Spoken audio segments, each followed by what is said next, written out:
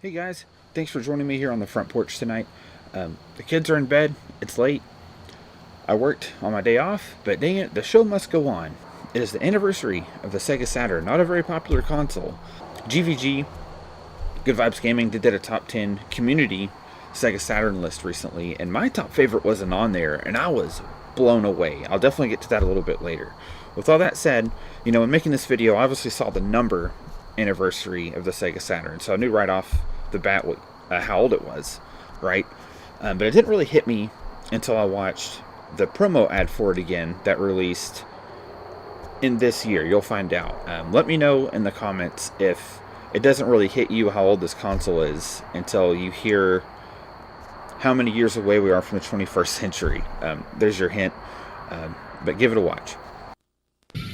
You are approaching Saturn. You are only seconds away. I have arranged for you to meet my companion. We are 5 years away from entering the 21st century. Humankind stands on the edge of the interactive age. You have come a long way. But are you ready for the future? Introducing Sega Saturn. So did you catch it? 5 years away from entering the 21st century. That's 1995. 30 years ago.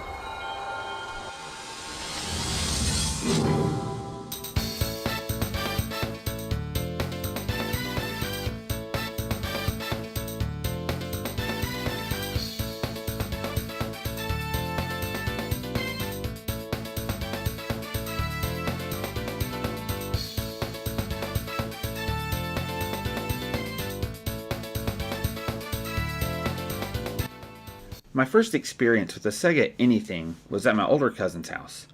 My brother, mom, dad, and I would go over there every Christmas. This cousin was way older than us two kids, college aged, and up in his room his mom let us play his games. We had a Nintendo at the time, and what did he have? A Sega Genesis. I remember playing Altered Beast for the first time there, and I believe that was my first Sega game I ever played. I'm pretty sure the first time I ever played Sonic was here too. But I would have been 5 years old or younger, so naturally details are a little hazy. The Genesis, though, blew me and my brother away. Of course, we eventually got one and a Super Nintendo. Shout out to my parents. But going over to my cousin's house to play his Genesis for those first few Christmases was a real treat. All my kids want nowadays is Minecraft. Well, that's $30, sir. Thank you. See you in 15 years when the sequel comes out. My story with the Saturn started at a friend's house. I remember going over to his house, and by now I had a lot more experience with video games. I had heard of the Saturn, I had seen it and played it in stores at kiosks with a Sonic R demo, but never owned one. This friend, Carl, he had one system in his room, the Saturn. Carl had a Saturn? That was like finding out your friend had a secret arcade in his closet. He wanted to show me a game. Okay, was it Sonic 3D Blast or Sonic R? No, this was something else. Nothing I'd ever heard of before. My mind couldn't have expected what he had to show me. It started with this awesome anime cutscene.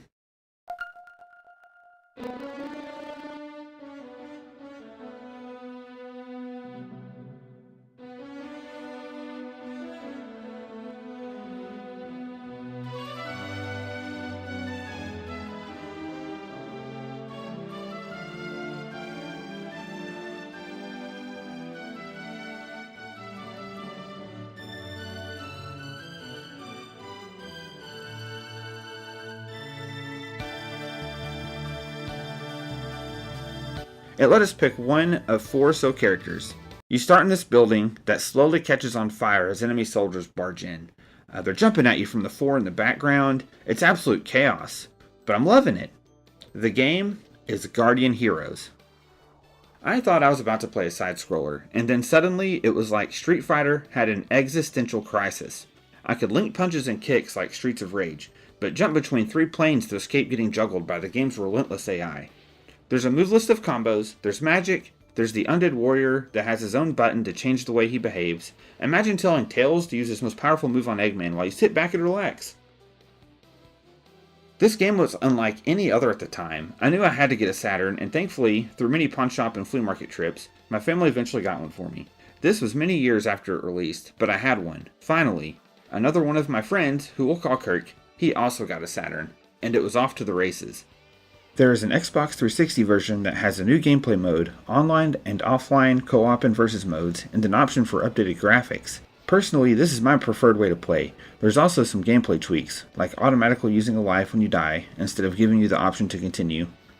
Skipping cutscenes, some of these can be pretty lengthy, and some other quality of life improvements. Plus, it's only $5. An absolute steal, and it has achievements and unlockable characters, even zany ones that are fun just to take into versus mode for the novelty of it. Ever want to pit a pet against his master for refusing to feed him a few minutes early before bedtime? Now you can! This is what you get, Randy. Guardian Heroes was a hybrid beat-em-up and action RPG. I hear it referenced solely as a beat-em-up sometimes, yet when I see top beat-em-up lists online, I never see it listed.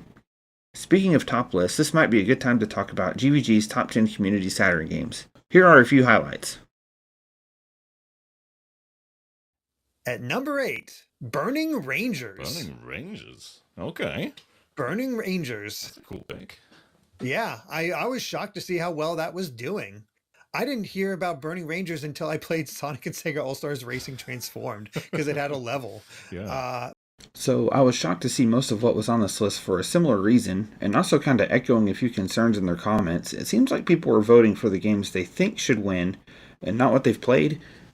I may have had some bad luck thrift store shopping, but I never saw Burning Rangers, Shining Force 3, Dragon Force, especially not Panzer Dragoon Saga, but if there were a top 10 most wanted list of games to play, they would all be on mine. If I ever do a top list for the Saturn, if there's any missing games, well, that's why. For the record, their community number 10 was Sonic Jam, followed by Radiant Silvergun, which you can buy on the Switch and Steam. Then, as they mentioned, Burning Rangers. So I won't spoil the rest, give this a watch, and right now they have voting going on for the PS3, so run over there and cast your vote. 11, Guardian Heroes, as I said before. Number 12, only 6 points behind, Fighters Megamix. Cool. This was on my personal list. As GVG mentioned, Guardian Heroes was number 11. That's shocking to me. Spoiler, it's easily my number 1, but hey, maybe if I was lucky enough to get Shining Force 3 from a friend instead of Guardian Heroes, I'd be singing a different tune. So, let's shift gears and talk about Sonic R. This is one of those games I played at a kiosk when the Saturn was new, and it was unbelievable to see Sonic in 3D. This came out around the same time as Mario 64, so seeing these characters in full 3D was mind-blowing. I picked up Sonic R and 3D Blast, and really all my Saturn games at different secondhand stores. Sonic R was my life for a solid few months. Finding all the medals, unlocking the final stage, playing all the weird multiplayer modes mostly by myself, exploring the levels, felt like uncovering secret pathways in a vast world. In hindsight, it's more like poking around someone's backyard and calling it an adventure. To put this in perspective, Diddy Kong Racing released the same year and blew every single kart racing game out of the water. Sonic R may not be a kart racer, but it has similar energy. There's one kart in it, kinda. Anyway, where it excelled was the high ceiling for skill. Early 2000s YouTubers would joke how awful the controls were. I don't think they knew there was a drift button. Use those shoulder buttons. Much like Mario Kart, if you played without it you could have fun, but a whole other world opens up to you once you use everything at your disposal. But where this game really shines, and what probably has drained the most hours out of me as the decades have gone on, is the music. There are non-lyrical and lyrical versions of all these tracks, and they are all awesome. Richard Jacques and Teresa Davis really did an amazing job with these songs. I remember plopping the game disc in my CD player and listening to it on the bus rides to and from school, all the way to blasting it down the highway when I got my license and started driving. And it even finds its way on my playlist today. Parenting tip: Sonic music is a great way to break up the day. Kids on devices too long? Grab a few ride-on toys, blast Work It Out or Supersonic Racing, throw down a few traffic cones, chalk up a few racetracks on your driveway, and go! Speaking of music, another Saturn title that finds its way onto my playlist more often, and by extension, playtime for my kids, is the Sonic 3D Blast soundtrack. This OST was brilliant for its time. I remember renting 3D Blast for the Genesis and comparing it to the Saturn version, and the Saturn version won out every time. It wasn't the best Sonic game, sure, and I went back to the tried and true trilogy more often than this asymmetric outing, but the music here, as with any Sonic title, was and still is top notch. You haven't had a good time until you crank up the special stage music, or listen to Rusty Ruins while studying for a test.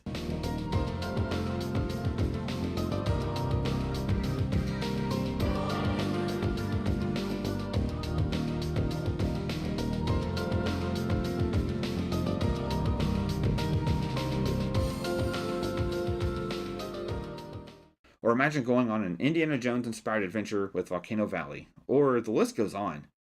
Until you get to Spring Stadium, I wouldn't even put my kids through that mess. It seems like every solid OST has that one track that is just the absolute worst. I didn't pay much attention to the Genesis OST much until way later, mainly because I like the special stages and graphics of the Saturn game a lot more, but while I played Sonic Mega Mix or another mod of one of the Genesis games, the music really had me hooked. After doing some research, it didn't hit me that I'd listened to those very same tunes before, but in the Genesis version of 3D Blast. Rusty Ruin Act 2 in the Genesis version is up there for top music tracks of any Sonic game. Fight me. Whenever I hear any of these tracks, whether in the background of a YouTube video or wherever, it's just good vibes all around. So enough about me. This channel is also about you. So I can't think of anyone better to talk about Nights into Dreams than Sega Lord X. If you're watching this channel, more than likely you know about his. But if you don't, man, you've got hours and hours of content to watch. He has an amazing channel about Sega, mainly Sega Saturn, but also Genesis and everything else. Here's what he had to say about Nights into Dreams. Most of the time, it's easy for me to explain to you why I enjoy a certain video game. But with Sega's Nights into Dreams, it's a bit more difficult. I can tell you that I enjoyed the gameplay and thought the art style was nice, but it's more than that. There's a brilliant sense of freedom to its gameplay. So what makes Nights into Dreams so special? I honestly have no clue. All I can tell you is, you need to play it to discover the answer for yourselves. So while I was listening to different Saturn videos at work for this video, I found this channel with hardly any views. I just thought the beginning was hilarious. This is RJ Game News USA. And we're going to go over my top 10 Sega Saturn games of all time. Now, I'll admit, I make it no secret, I think the Sega Saturn's one of the worst consoles ever made. I truly, truly do. I don't know, the Toy Story 3 music and his tone of voice, he just nails this dry humor. What do you think? I was cracking up when I heard this. I had a 2-minute speech about how, a lot of people think the Saturn failed, blah, blah, blah. Ultimately, failure is relative. Did you have a good time with the Saturn? Comment below what were some of your favorite games. So anyway, this leads me to Top Hat Gaming Man's channel. He makes a great point about the Saturn that I don't think a lot of people realize. And he made a phenomenal Guardian Heroes review. I'll show a clip from that. Also, here's some clips from some other YouTubers right after it. Enjoy. The Saturn outsold the Nintendo 64 in Japan and saw more games released on it than its Nintendo counterpart. So Guardian Heroes is just one of the many great games on the platform, which is worth checking out. To summarise, Guardian Heroes is certainly one of the very best games from the Nintendo 64, PlayStation and Sega Saturn generation. The game's gameplay to its art direction overall makes it one of the most impressive 2D games made up until that point in history. So we've come full circle. This all ties back into Guardian Heroes. So there's 2 more opinions I want to share. The Collective Gaming and Mighty Retro have some awesome videos about Guardian Heroes. Here's some clips, but go check out their channels. This game right here, Guardian Heroes, has the potential to be one of the greatest, if not the greatest, beat-em-ups of all time. But for some reason, it faded into obscurity. What sets Guardian Heroes apart is its innovative branching storyline. Decisions made by you, the player, can lead the story down vastly different paths. With its blend of action, strategy, and RPG elements, Guardian Heroes goes beyond the conventions of its time, offering a gameplay experience that's rich, engaging, and endlessly enjoyable. It's a testament to the creativity and innovation of its developers. So it's the Saturn's 30th anniversary. What did we get? Well, we didn't get a Saturn Mini. We didn't get any kind of collection. But according to Sega, in their fiscal year earnings of 2025, old titles outsold newer titles 4-1. In this article from Game Rant, Sega's latest financials show that its back catalog continues to drive the bulk of its video game sales. During fiscal year 2025, the company sold 24.8 million repeat titles, or games released in previous years, compared to just 6.5 million new releases, a 4-1 ratio. The difference here is the newer titles do cost more, so they made just about as much as the older titles. Well, maybe about a quarter less or so. But still, Sega has been quoted stating that they're not a retro company. Well, maybe they should rethink that. Just look at the sales, right? What would it take to get more Saturn ports or remasters? And what ports, remakes, remasters would you like to see? Hey guys, I went back and listened to the beginning of the video and I could hear the crickets, so you're going to hear them again really quick, but I went inside and recorded the bulk of the video, so I hope that doesn't agitate too many people. Anyway, that's the end of the video. What are your top memories of the Sega Saturn? What are your top picks in terms of games? What did you think of the video? Let me know. Leave a comment down below. Like and subscribe. We'll see you on the next Frorefront.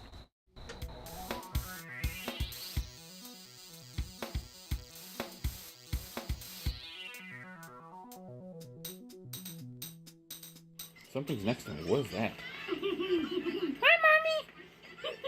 Mommy, I want carrots! What? What, in a playground? Who are these kids? Dad, the kitchen's on fire. What are you doing?